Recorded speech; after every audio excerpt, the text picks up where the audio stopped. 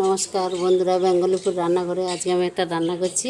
সেটা হচ্ছে নারকেল দিয়ে পটল বাটি করতে পটলটাকে আমি কুড়ি নিয়েছি।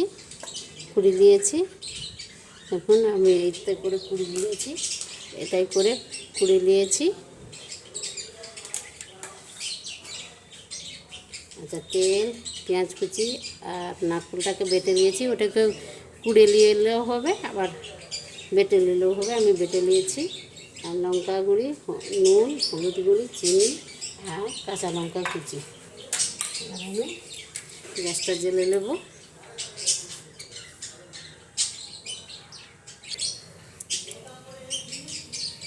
তেল দিয়ে দিচ্ছি। প্রথমে তেল দিয়ে দিলাম। লঙ্কা কুচিটা দিয়ে দিলাম, পেঁয়াজ কুচিটা দিয়ে দিলাম।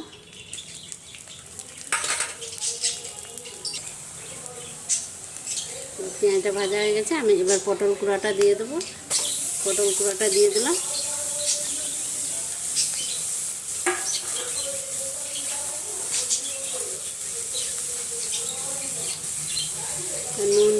নুনটা দিয়ে দিচ্ছি স্বাদ মতো।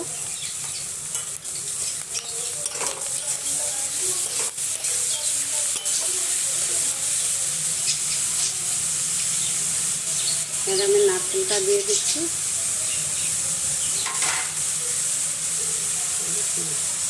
অল্প করে গুঁড়ো লঙ্কা দিয়ে দিচ্ছি, অল্প করে হলুদ দিয়ে দিচ্ছি, অল্প করে চিনি দিয়ে দিচ্ছি। এবারে আমি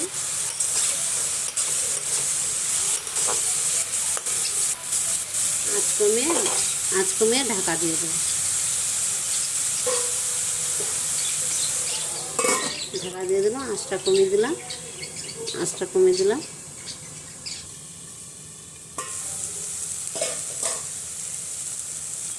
এভাবে আঁচ কমিয়ে দিয়ে, জল দিয়ে নেয়, আঁচ কমিয়ে দিয়ে আস্তে আস্তে করে লাড়তে হবে। এভাবে নেড়ে পুরো রসটা শুকিয়ে যাবে, তেল ছেড়ে যাবে, তখন হয়ে যাবে পটল বাটিটা।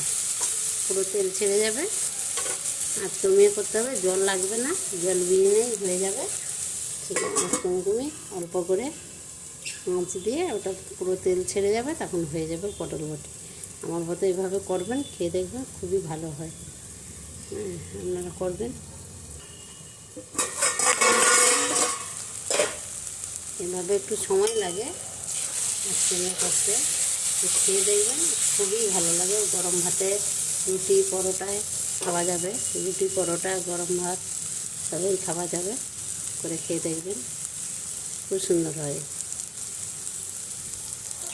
আমি সাদা করছি, আপনারা পারলে লঙ্কা বেশি দিতে পারেন।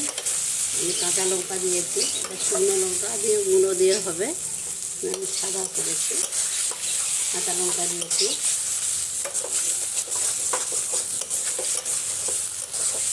পুরো তেল ছেড়ে গেছে, পটল বাটি হয়ে গেছে।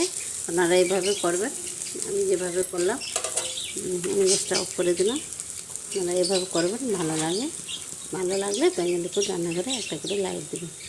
একদম পটল বাটি খেতে নারকেল দিয়ে খুবই ভালো লাগে।